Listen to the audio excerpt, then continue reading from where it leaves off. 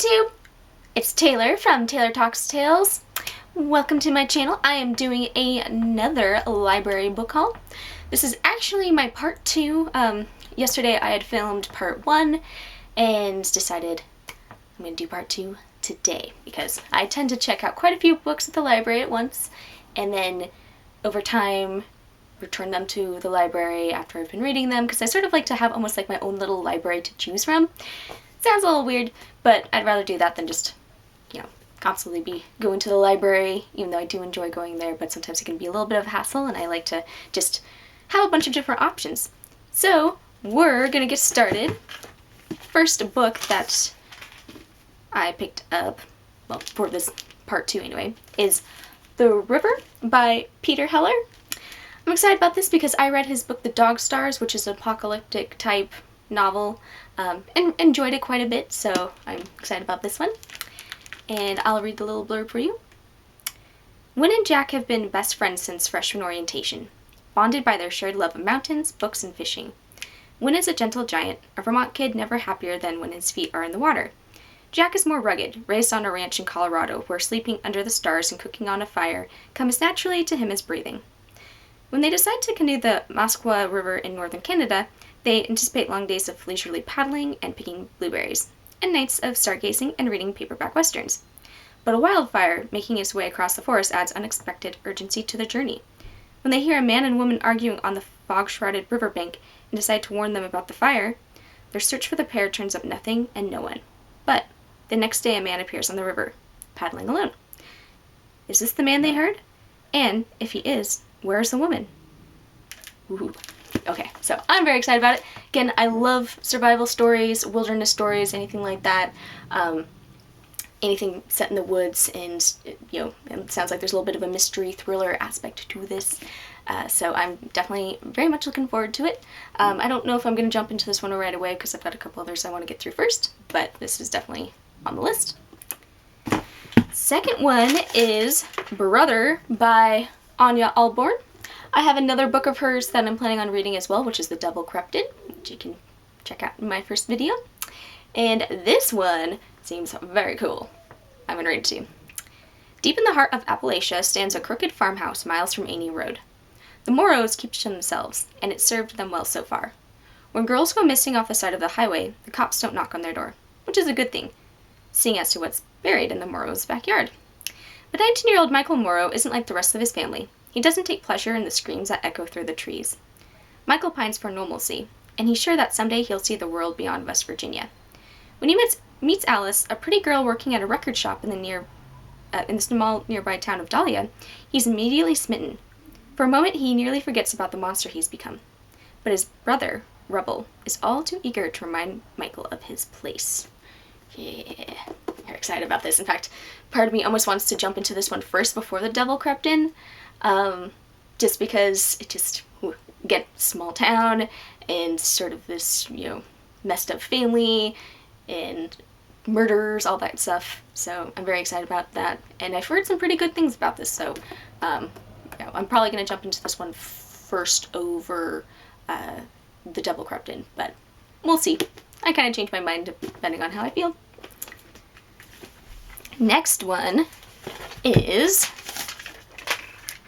The Fisherman by John Lagan. And I don't know too much about this one. I just know that it's had some really good positive reviews from people that I really enjoy and trust.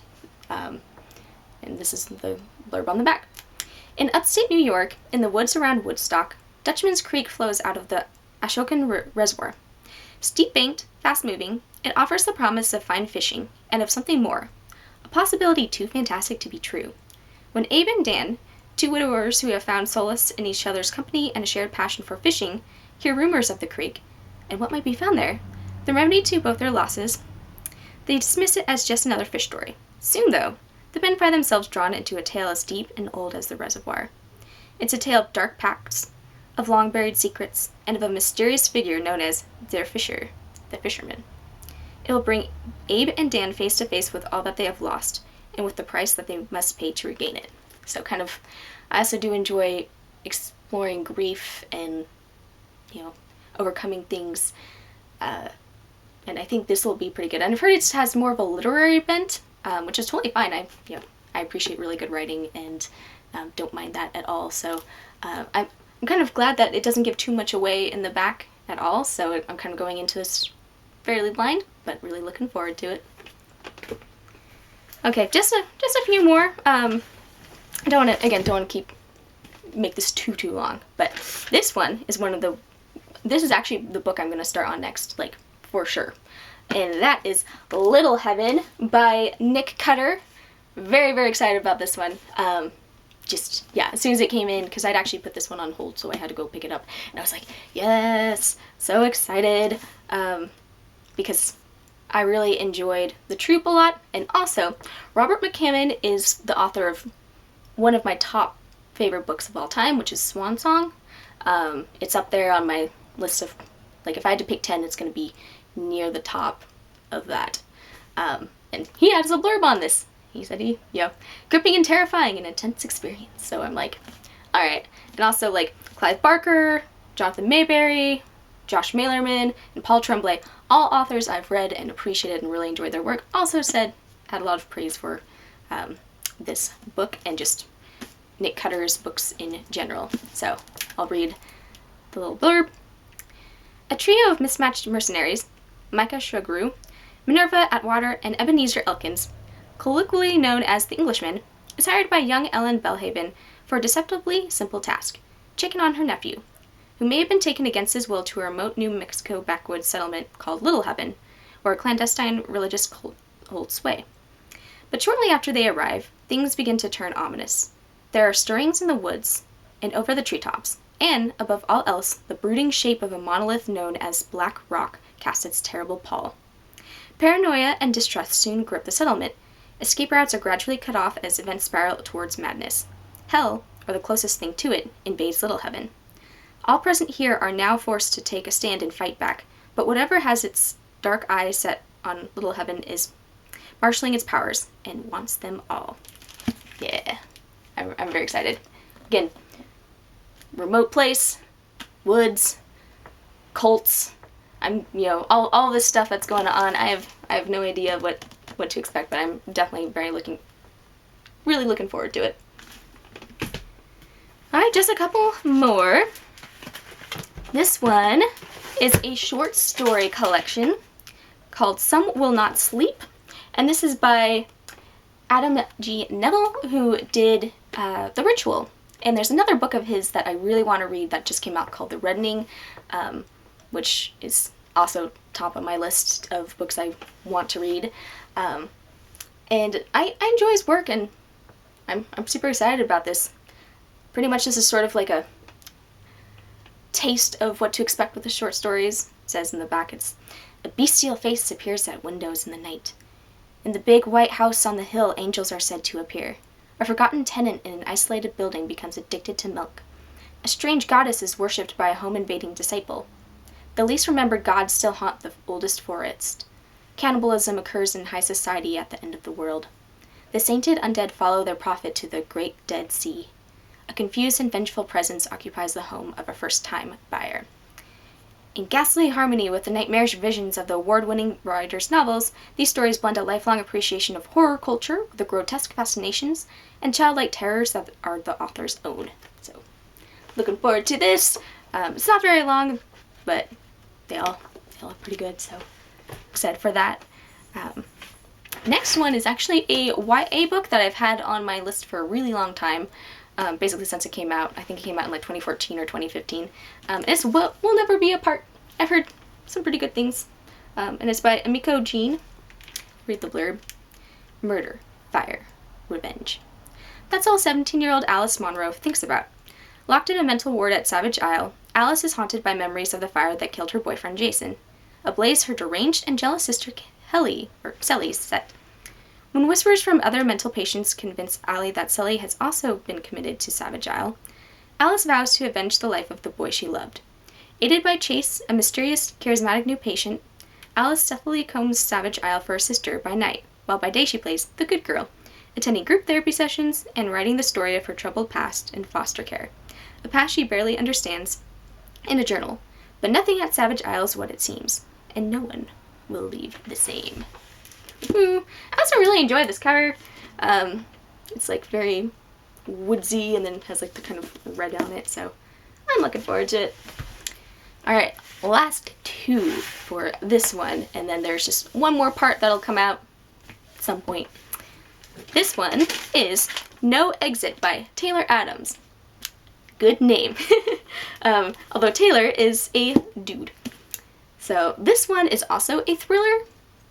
Pretty much my theme for this one is horror and thriller books. Kind of what I'm wanting to get into right now. Here's the blurb. On her way to Utah to see her dying mother, college student Darby Thorne gets caught in a fierce blizzard in the Colorado Rockies. With the roads impassable, she's forced to wait out the storm at a remote highway rest stop with no cell phone reception. Inside are some vending machines, a coffee maker, and 4 complete strangers. Desperate to find a signal to call home, the exhausted young art student goes back out in the storm and makes a horrifying discovery. In the back of the van parked next to her car is a little girl locked in an animal crate. Who is the child? Why has she been taken? And how can Darby save her? There is no way to call for help and no way out. One of her fellow travelers is a kidnapper, but which one? Trapped in an increasingly dangerous situation on the edge of civilization, with the child's life and her own on the line, Darby must find a way to break the girl out of the van and escape. But who can she trust? Yes. I'm excited. And I heard it's supposed to be sort of like almost like a wintry type read. And I'm excited because it's set in Utah, and I actually lived in Utah for about 4.5, almost 5 years as a child, so, you know, sometimes I do get sort of interested in things set in Utah because I might be able to recognize something here or there. The last one on my list, I think it just came out, and it's The Invited by Jennifer McMahon. I've read several books by hers actually when I was in high school. I really liked Promise Not to Tell, and then I've got The Winter People. I've been just meaning to read that book. I bought it about a month ago. Still haven't read it. I'd started reading it a couple years ago, but I think because it's The Winter People, and I think because I was trying to read it during the summer, I also was sort of like, I'm not feeling it. Set down. But I want to get back into it, and I think it'll be a good wintry read. But this is her new book. I will read the blurb for you because it sounds really cool. In a quest for a simpler life, Helen and Nate have abandoned the comforts of suburbia to take up residence on 44 acres of rural land where they will begin the ultimate aspirational do-it-yourself project, building the house of their dreams. When they discover that this beautiful property has a dark and violent past, Helen, a former history teacher, becomes consumed by the local legend of Hattie Breckenridge, a woman who lived and died there a century ago. With her passion for artifacts, Helen finds special materials to incorporate into the house. A beam from an old schoolroom, bricks from a mill, a mantle from a farmhouse, objects that draw her deeper into the story of Hattie and her descendants, 3 generations of Breckenridge women, each of whom died suspiciously.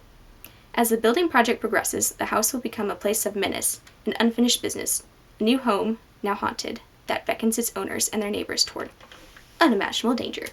So I heard there's like some supernatural elements in this, maybe some ghosts. Hoping so. Because one thing I like about Jennifer McMahon's writing is they're thrillers, but she does tend to incorporate some supernatural elements into it, which I really like, because anything supernatural, as long as it's done well, I do want to point that out, because you can't just be like, oh, it's just because it's ghosts or angels.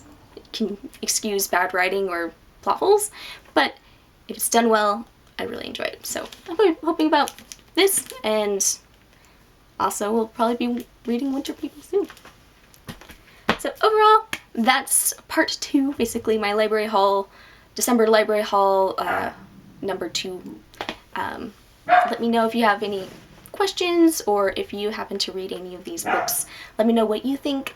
I'm also interested if anybody wants to do sort of a read along. I'm about to get started on Little Heaven, so I'm just jumping right into that, but yeah, let me know down in the comments. I would like some feedback on some of that, and if you have any tips or suggestions about being a new YouTuber, anything like that, also let me know what you're reading. Thank you so much. Have an awesome day, and happy reading. Bye.